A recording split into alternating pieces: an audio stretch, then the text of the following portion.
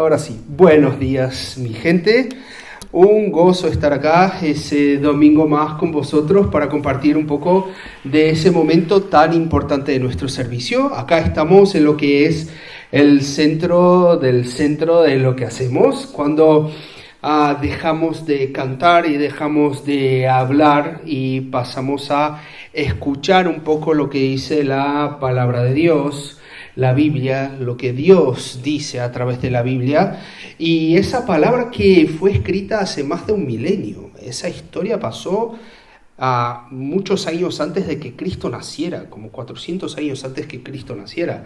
Entonces estamos hablando de una historia de casi 1500 años, pero que tiene cosas que decirnos hoy, porque la palabra de Dios es eterna, es algo increíble. Y hoy vamos a seguir en el libro de Esther, que es un libro tan misterioso y que se ubica en un periodo de tiempo icónico de la historia de la humanidad. Y para entenderlo necesitamos un poquito de historia. Y bueno, si eres un friki que le gusta la historia, te va a gustar esa parte. Si no, es importante, acompáñame. Es una parte importante para entender lo que está pasando acá. Aquí estamos hablando de las famosas guerras médicas, las guerras en que Grecia y Persia se enfrentaron y que llevó Grecia a su apogeo después de más o menos un siglo. Y si has tomado cualquier clase de griego clásico o de textos griegos antiguos, probablemente has leído cosas de ese periodo, porque es un periodo de mucha escrita y muy importante para la historia de los griegos. Y la semana pasada vimos a Jerjes, el famoso Jerjes de la película 300, ¿no?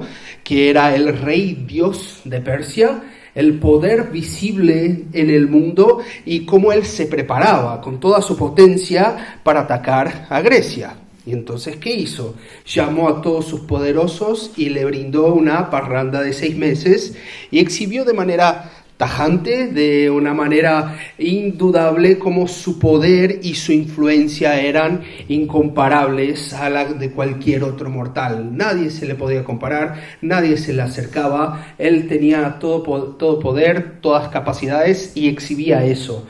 Tenía poder sobre todas las personas, menos claro sobre su mujer, como suele pasar.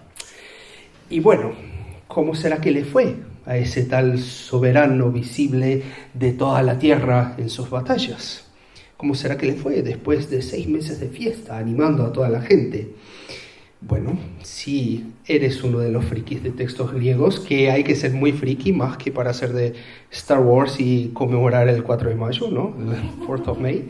Y seguro te va a sonar una de las batallas más épicas que tenemos en la historia de Grecia, que es la batalla de Salamina. Algunos de los historiadores van a decir que ese suceso fue una de las batallas más importantes de la historia de la humanidad. ¿Y por qué eso? ¿Por qué esa batalla de toda la historia de la humanidad? No es poca cosa.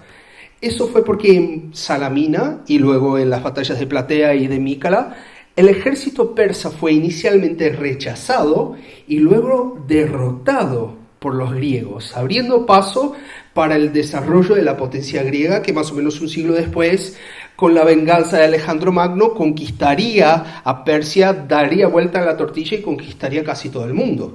Entonces, si no fuera esa batalla de Salamina, si no fuera esa victoria, probablemente toda la influencia de la democracia griega que tenemos hoy, de la cultura griega que se pasó de Grecia a Roma y a las colonias romanas, como somos nosotros, a lo mejor no existiría, a lo mejor viviríamos de una manera muy distinta. Por eso estamos acá en un momento clave de esa historia. Y ese capítulo nos muestra exactamente esa escena de vuelta a la casa de Persia después de esa aventura fracasada para los persas. Un rey dios que había sido rechazado después de pavonearse a todos sus cortesanos, después de creerse invencible, de creerse imparable. ¿Y qué será que pasa cuando los poderes iludidos de ese mundo se enfrentan a la realidad de que no son todopoderosos, de que no dominan el mundo y toda la realidad?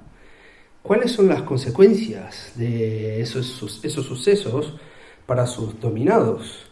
Y quizá algo que nos toca un poco más de cerca y que nos puede enseñar algo un poquito más concreto. ¿Qué pinta el pueblo de Dios en toda esa historia de poder y de ilusión? ¿Dónde está la gente que dice creer en Dios ahí? Es exactamente eso que vamos a ver en ese capítulo de hoy de Esther. Pero como siempre, antes de entrar en el texto, te invito a que le pidamos al verdadero soberano sobre todo, el que teje la historia conforme su voluntad, a el que tiene planes que nadie puede parar y contrarrestar, para que Él nos enseñe sobre qué quiere decirnos hoy a través de esa historia tan rara, llena de cosas tan duras. Entonces te invito a que bajes tu frente y tengamos un momento de oración. Señor Dios, estamos delante de tu palabra,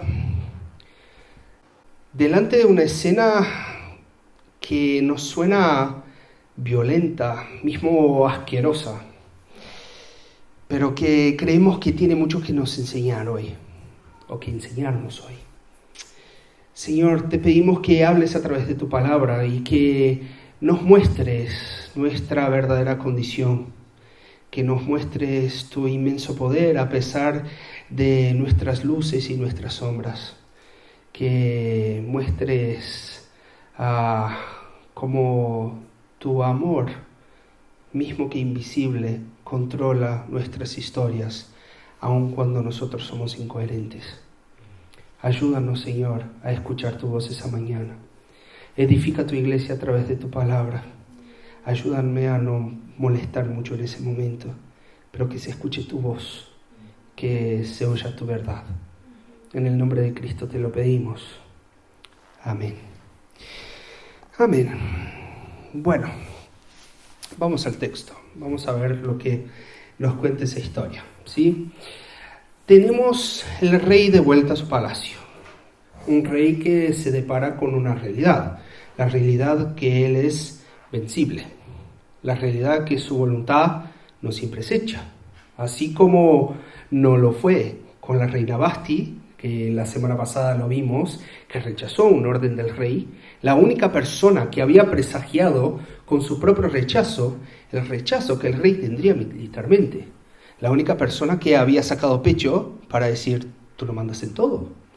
Y de hecho, el rey Jerjes se deparó con su limitación, no solamente en casa, pero en el mundo. Hay un comentario judío, incluso una Mishnah, que va a decir que el rey estaba borracho cuando decidió quitarle el título a la reina Vasti por su osadía en rechazarlo. Y no es sorpresa que estuviera borracho porque estaba en una fiesta de 6 meses de vino ilimitado. Natural que no estuviera ahí en condiciones.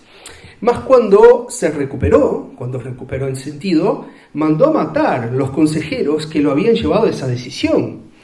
Si consideramos eso como parte de la historia, Jerjes sería un tipo de corazón partido, como cantamos acá. Un tipo amargado, un tipo con otra decisión necia que no podría deshacer, tal cual su incursión militar fallida a Grecia. Tendría más una cosa que amargar en esos días.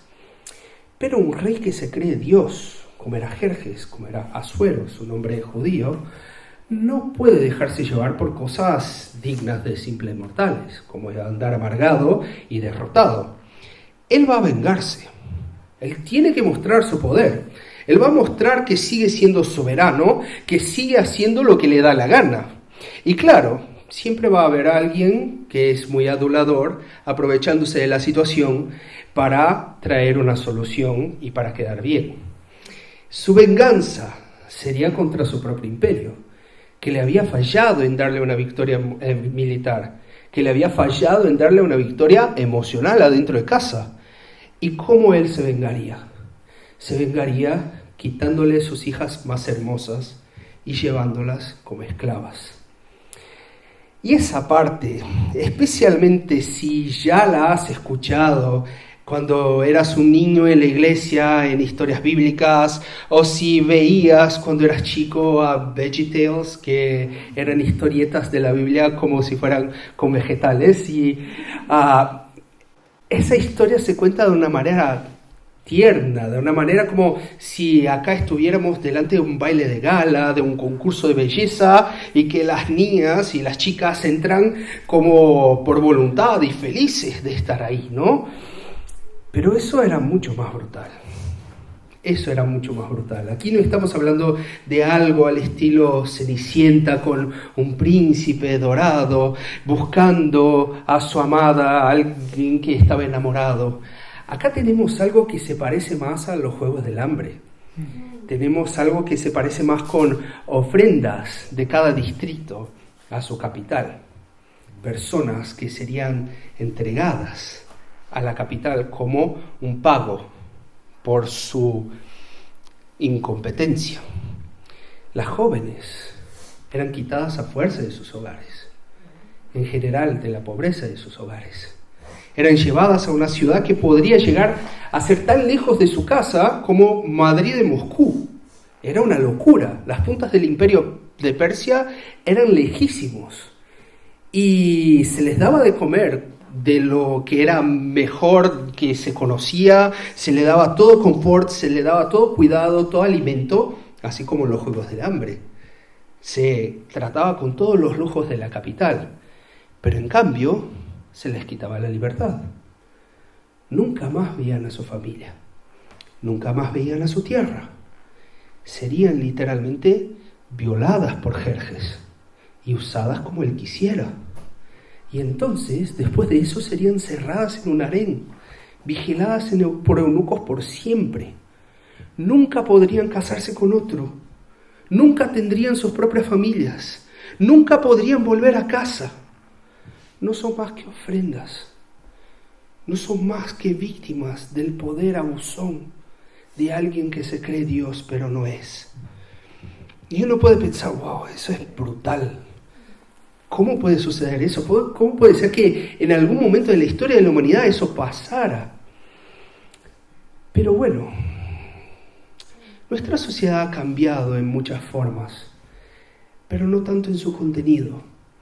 Porque ¿de cuántas maneras la sociedad deshumaniza a la gente hoy día? ¿No es verdad que la sociedad sigue explotando a personas? A lo mejor no es una persona explotando a muchas, pero muchas personas explotándose entre sí. Y en la mayoría de las ocasiones que somos explotados somos menos que humanos. Somos tratados como ofrendas, somos votos, somos números, somos masas de maniobra, somos un potencial, una carita bonita, un cuerpo atractivo, somos un colaborador esencial para la organización. Y lo peor es que en nuestra sociedad, contrario a esa historia, siquiera necesitamos un soldado persa obligándonos y forzándonos a ir a la capital para ser deshumanizados.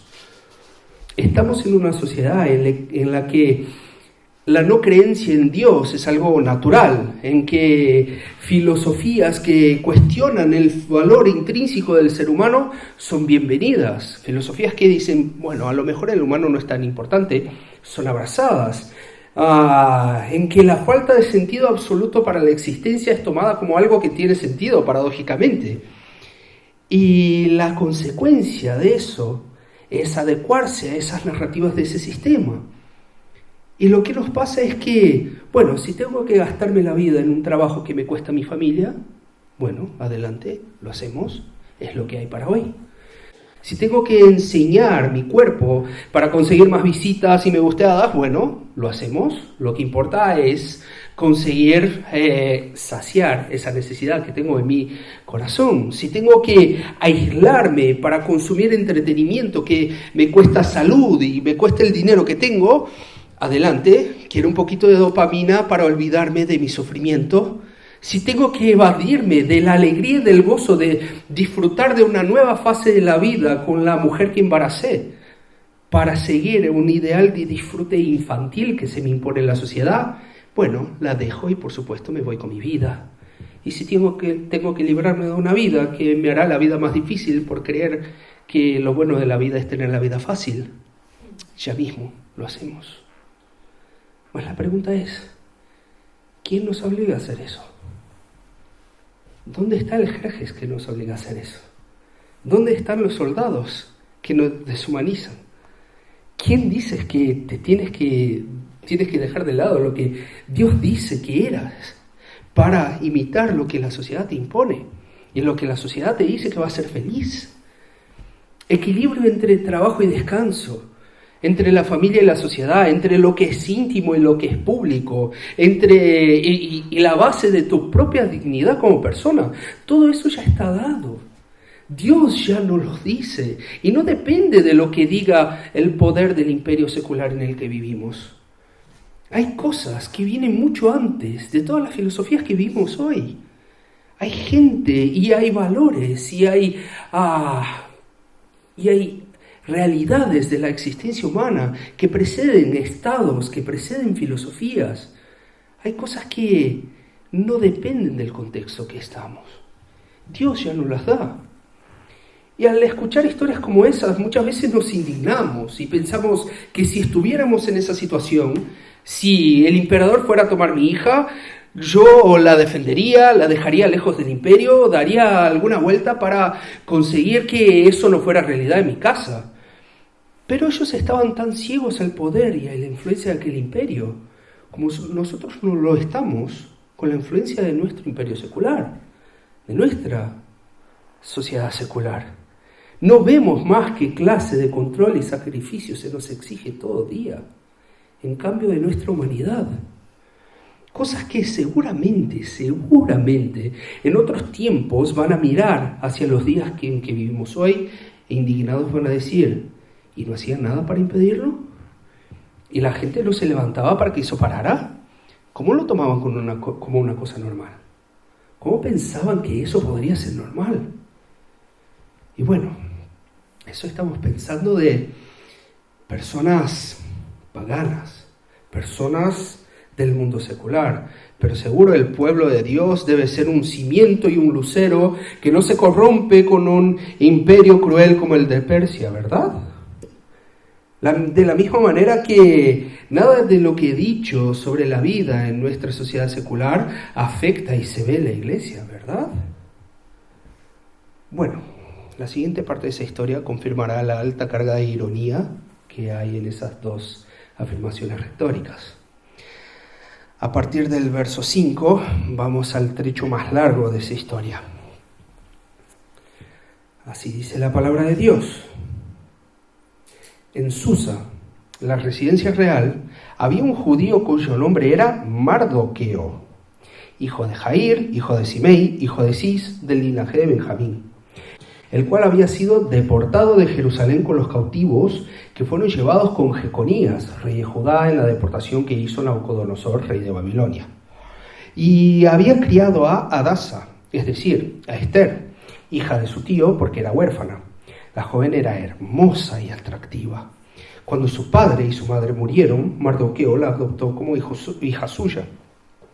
Y sucedió pues que cuando se divulgó el mandamiento y el decreto del rey, y habían reunido a muchas jóvenes en Susa, residencia real, a cargo de Hegai, Esther también fue llevada a la casa del rey al cuidado de Hegai, el guardián de las mujeres. Y la joven le agradó y se ganó su favor, por lo que se apresuró a proporcionarle cosméticos y alimentos, y también le dio 7 doncellas escogidas de la casa del rey, y las llevó con sus doncellas a lo mejor de la casa de las mujeres. Esther no declaró cuál era su pueblo ni su parentela, porque Mardoqueo le había mandado que no le dijera. Y cada día Mardoqueo se paseaba delante del patio de la casa de las mujeres para saber cómo estaba Esther y cómo la trataban.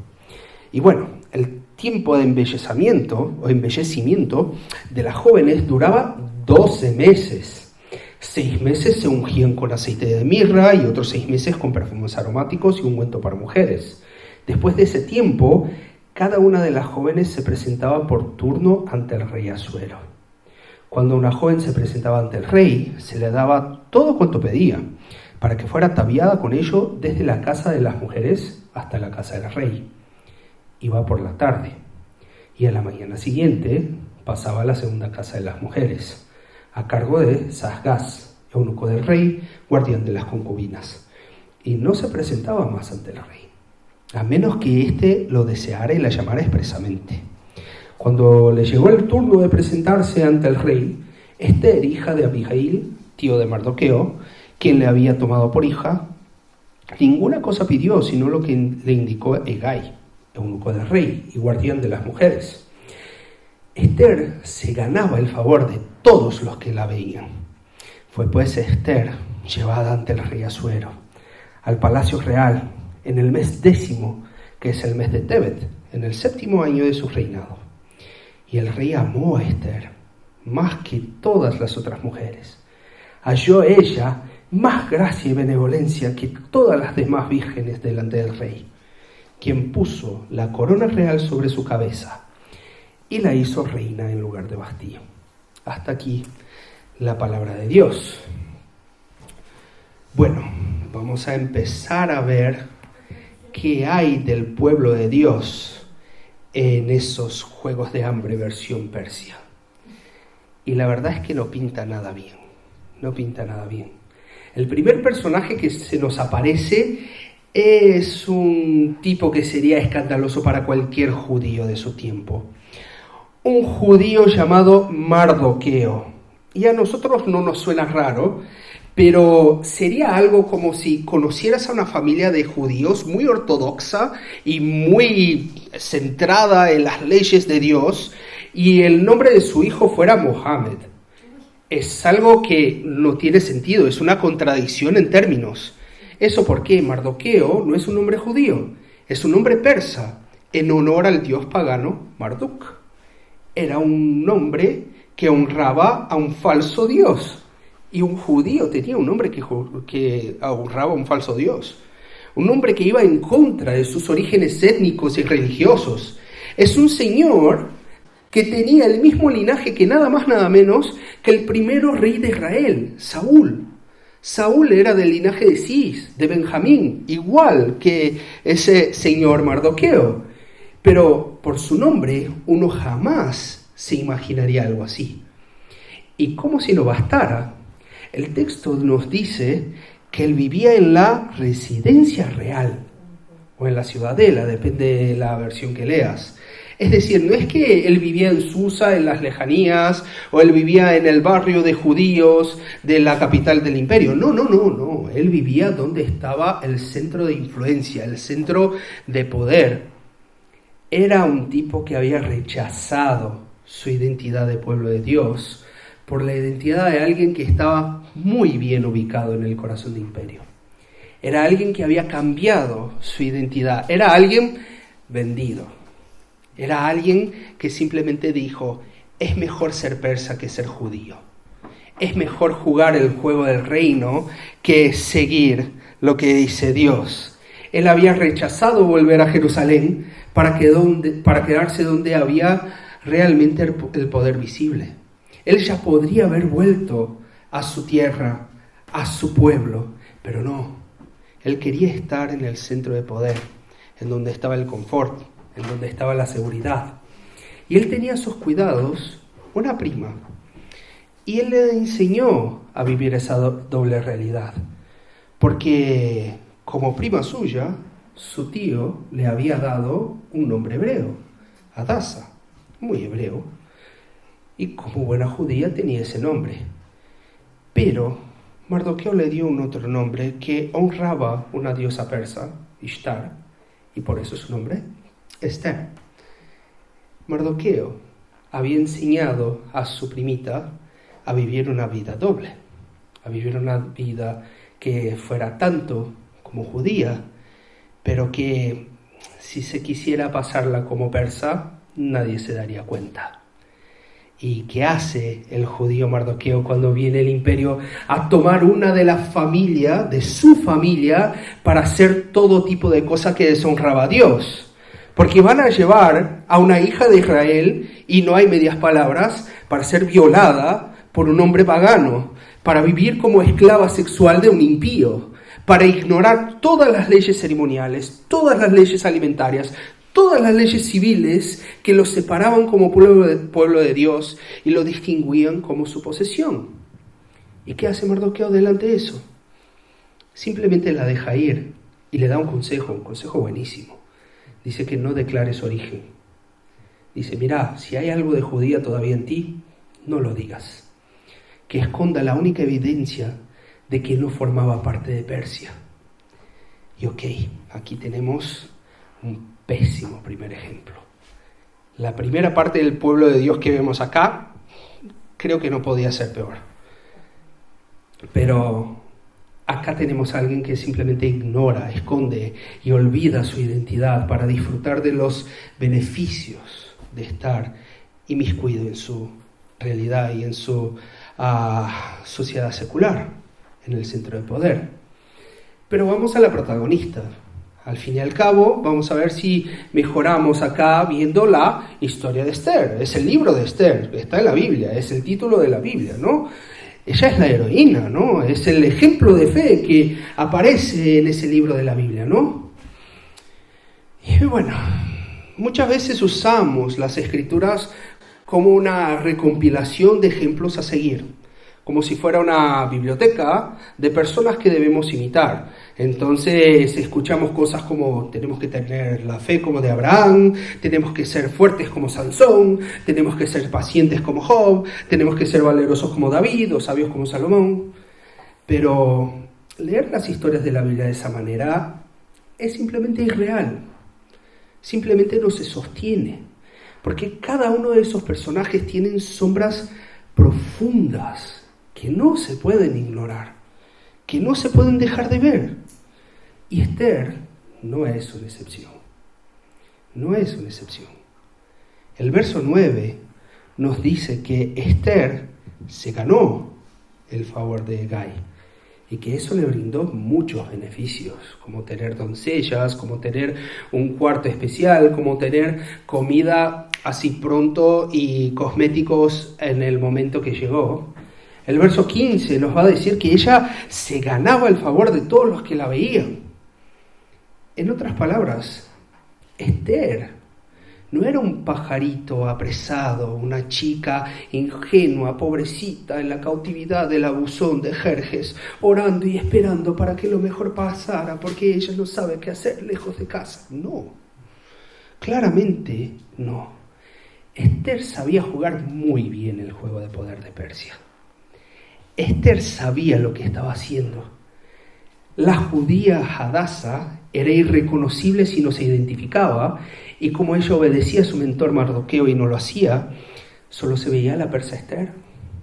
Solo se veía una mujer que no tenía acento, que dominaba la cultura y que se movía como quería por el palacio. Es un contraste enorme con otras historias del exilio de Babilonia que están en la Biblia. Si vemos historias como, por ejemplo, Daniel se negó a dejar sus costumbres judías y como consecuencia fue echado a una cueva con leones. Y dijo, adelante, yo no voy a dejar de orar porque un rey me diga que no. Y Sadraque, Mesaque y Abednego desafiaron el poder real para no pecar contra su Dios y fueron lanzados al horno ardiente y dijeron, adelante, si Dios quiere nos salva, pero si no nos salva, tampoco te voy a obedecer. ¿Y qué hace Esther? Delante de la perspectiva de una vida de desobediencia evidente, diaria, delante de Dios. Bueno, si es así que se juega en Persia, adelante. Si es así que tengo que vivir para sobrevivir, adelante. Esther es la anti-Vasti. Vasti era aquella que rechazaba las órdenes del rey. Era aquella que, no siendo del pueblo de Dios, decía, esa línea no paso, de aquí no me muevo, no me vas a obligar. Ahora Esther, que era del pueblo de Dios, simplemente usa el sistema de Persia para llegar a donde le parece más conveniente. Y para eso, si hay que obedecer al rey, lo obedecemos. Si hay que hacer cosas que van en contra de mi naturaleza, de mis convicciones, de mi etnia, de mi historia, lo hacemos. Obedece al sistema, niega a sí misma. Al fin, es así que uno sobrevive en la casa de Persia. Es así que uno sobrevive en la ciudad secular. Pero aprendemos mucho de ver que la Biblia está llena de gente real, como nosotros.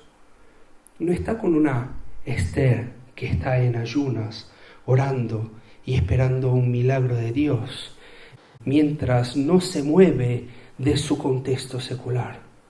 No, nuestra tentación a diario como cristianos no es otra que vivir con esa doble identidad que vemos acá. Dejar que luzca nuestra Hadasa en los domingos, que todo nuestro cristianismo y toda nuestra fe sea expresada en lugares como ese, en lugares como un culto con personas que esperan y aceptan una adoración legítima a Dios, pero que deja que se encargue de nuestra vida secular nuestro lado Esther, nuestra vida secular en que muchas veces no vemos a Dios, en que muchas veces parece que Dios siquiera se importa, siquiera está ahí. Y Esther se maneja mucho mejor en ese medio. Esther sabe dar los pasos para el éxito. Es mucho mejor. Dar rienda suelta a nuestra codicia, a nuestra autoindulgencia, a nuestra lascivia, a nuestro orgullo, a nuestro egoísmo, a nuestras ganas de caer bien, a nuestra evasión de conflicto. Todo eso nos hace mover mucho más fácil en esa ciudad secular que vivimos. ¿Cuán más fácil es pensar en tus ganancias que en el bienestar de otros? ¿Cuán más fácil es vivir tu vida centrado en ti mismo que en pensar en las necesidades de los que están alrededor tuyo? ¿Cuán más agradable es darse un gusto que cuidarse y abrir mano de esos gustos?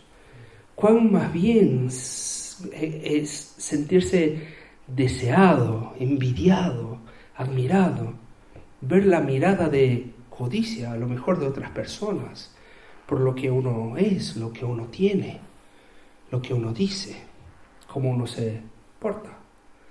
¿Cuán más fácil es hablar del Madrid que de Cristo? ¿Cuán más fácil es vivir como persa? Y si para todo eso tengo que esconder mi identidad cristiana, bueno, hay que hacer lo que hay que hacer. En el trabajo tengo que ir adelante. En la vida emocional tengo que ir adelante. Pero claro, como en general pensamos en Dios en términos de legalismo, imaginamos que si se hacen cosas malas, siempre nos pasará lo malo. Nos refrenamos, no porque entendemos cuál es nuestra identidad, pero simplemente por miedo. Y pensamos que si hacemos lo bueno, nos pasarán cosas buenas. Entonces es mejor ser como Hadasa en el mundo secular, porque entonces Dios me va a bendecir. Por eso muchos creen que el cristianismo es una religión que se basa en el miedo del infierno, y que el discurso principal es que uno se porte bien, porque si no lo hace van a pasar cosas malas. Y la verdad que hay mucha gente que se cree en ese discurso mismo dentro de la iglesia. Pero la vida no es blanco y negro. La vida no es todo blanco y negro de esa manera. La vida no es un trueque de das lo bueno, recibes lo bueno. La vida no es un juego cero de karma, por más que te quieran vender eso. No. Y tampoco la Biblia muestra las historias de esa manera. El mensaje del Evangelio no es obediencia para que nos venga el bien, sino obediencia porque ya somos aceptados y ya se nos ha dado todo el bien y todo lo bueno que es posible.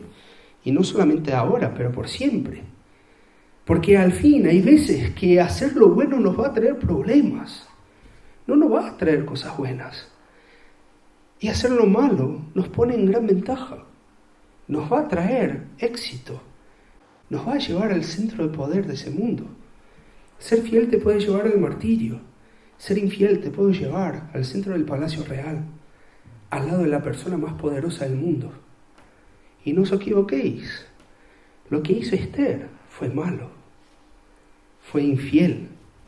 Ella ignoró lo que decía la ley de Dios y actuó simplemente con lo que se esperaba de ella en la casa de Persia.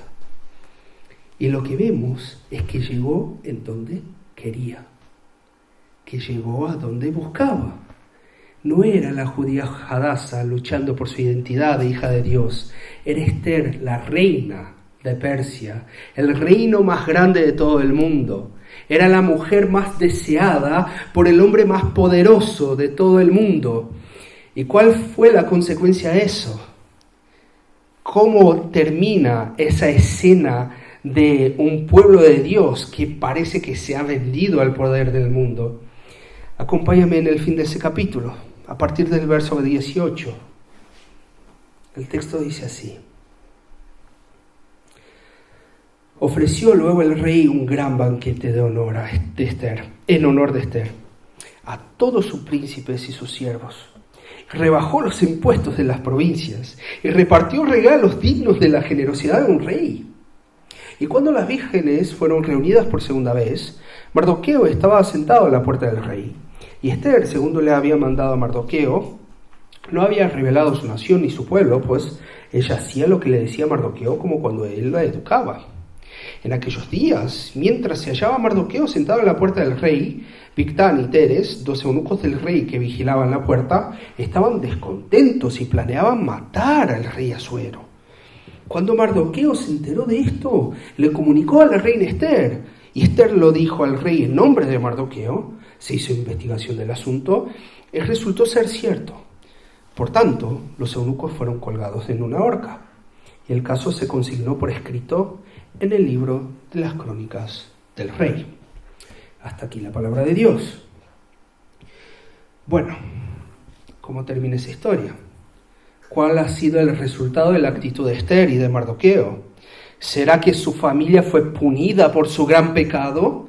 ¿Será que el reino ha sido señalado por Dios por abusar de una de las hijas de su pueblo? Como en la mayoría de las historias de la vida real, las ambigüedades son mucho más grandes de lo que nos gustaría, mientras la acción de Dios es mucho más sutil que nos gustaría ver. Y claro, aquí, como con toda realidad, el tema es complicado, porque tenemos mucho más grises que luces y sombras. No es todo tan sencillo de evaluar, porque como la mayoría de nosotros, acá no estamos delante simplemente de una Esther pecadora, maldicha, que hace todo lo malo. No, Esther también era una víctima. Esther también era una víctima. Y podemos decir que Esther también era santa en un sentido. Era santa porque formaba parte del pueblo separado por Dios. Lo admitiera o no, lo quisiera o no, esa era su identidad. Era santa, apartada. Era víctima porque al fin y al cabo estaba siendo usada y abusada por el imperio persa, así como todas las otras chicas. Estaba sufriendo algo que a lo mejor, si tuviera la elección de irse por voluntad propia, no lo haría. Fue forzada, era víctima, mas era pecadora, porque en esa situación eligió la desobediencia, eligió la asimilación, eligió hacer lo malo.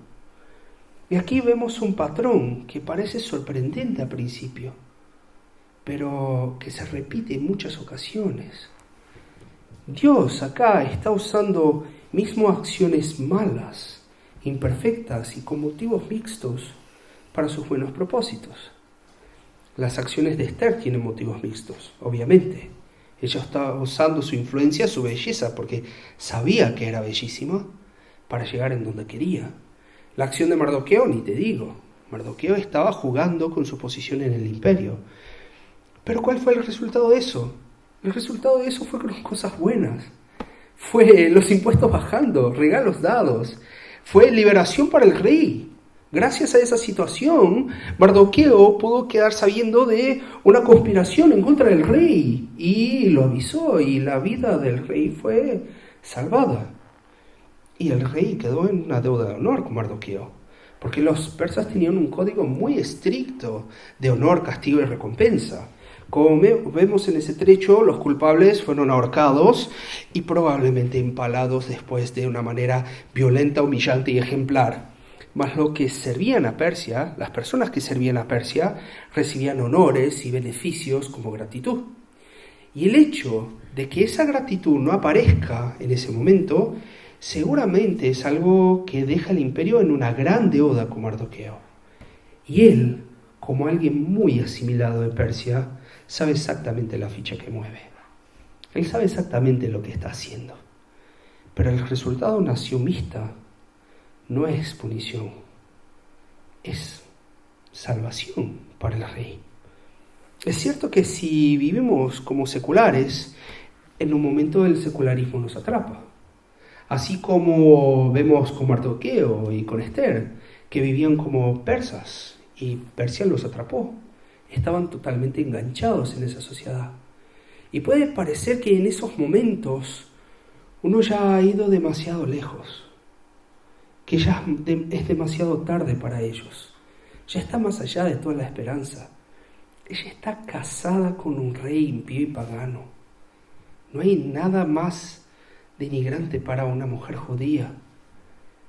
Imagínate, siquiera se reconocen como judíos o usan nombres judíos de su pueblo, pero usan nombres que honran a dioses paganos. Fueron demasiado lejos. Y puede ser que pensemos así, de la misma manera, con amados alrededor nuestro. Una hermana que se apartó de los caminos del Señor, un amigo que ha dejado su fe por una relación, o un hijo que dice que no cree lo que dice sobre Dios. Parece que se fueron demasiado lejos. O a lo mejor pensamos eso de nosotros, que nosotros ya fuimos demasiado lejos, que ya nos asimilamos demasiado, que ya nos perdimos en el personaje y no sabemos quién somos, que ya hemos abierto mano de demasiado de nuestra identidad cristiana, que ya estamos en relaciones que sabemos que no agradan a Dios, y tenemos actitudes y una rutina que sabemos que le desplace a Dios.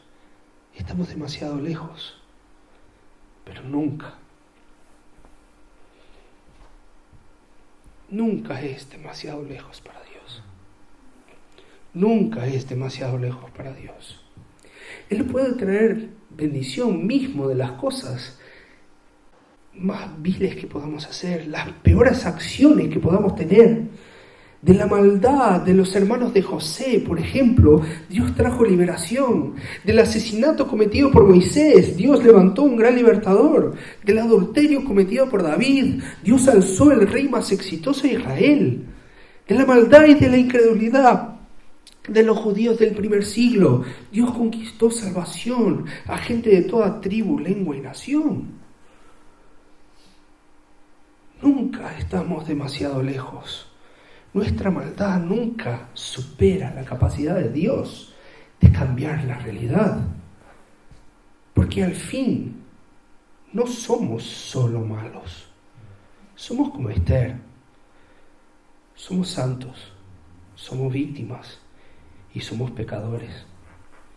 Somos santos porque si confesamos a Cristo, ya tenemos la posición garantizada de hijo amado de Dios, independiente de lo que nosotros hacemos, no por nuestro mérito, pero por el mérito de Cristo.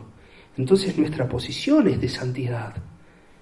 Pero estamos en un mundo que busca deshumanizarnos y asimilarnos, y que nos atrapa y que nos enreda, y por eso también somos víctimas. Pero también seguimos viviendo de manera necia, seguimos yendo en contra y mismo escondiendo nuestra identidad, y por eso somos pecadores. Somos una mezcla incoherente. No es blanco y negro, no es simplemente luz y sombra, hay una paleta de gris en el medio. Mas el punto en esa realidad compleja es ver que no somos héroes de nada. No somos los Danieles. No somos Jesús. Pero tampoco somos villanos capaces de destruirlo todo. De nuestra maldad Dios puede y suele traer bendición y redención. No porque la maldad sea deseable, sino porque siquiera la maldad es más grande que el poder verdadero de aquel que, sin aparecer como en esa historia, controla la historia. Y acá quiero terminar con una cita de un pastor que me gusta mucho, que se llama Emilio Garofalo, y que comentando ese texto dice así: Hay alegría aún aquí. Está la certeza de que en Cristo podemos encontrar esperanza, mismo en los lugares y caminos más oscuros que el pecado pueda llevarnos. Está la certeza de que aún pecadores y sufridores, en Él somos santos.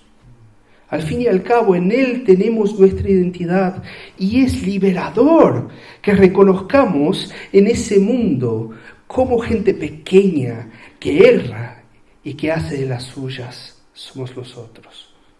Somos más como Esther y Mardoqueo que como Daniel.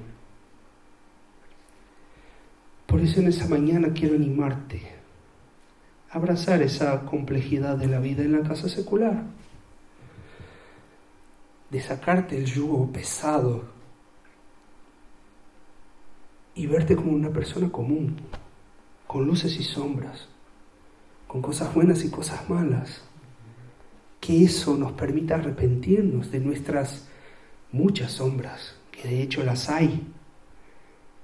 Que podamos ver cómo esa asimilación a nuestro imperio secular actual nos deshumaniza, nos quita de lo que somos, así como lo hizo con Esther.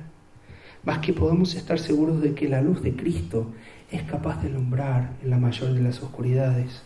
Que podemos creer que aunque no lo veamos, aunque sea mucho menos visible que el poder y que el glamour de esa realidad que vivimos, Dios es capaz de sacarnos de ese reino de tinieblas e ilusión y llevarnos al reino de su Hijo amado, como dice Pablo en Colosenses.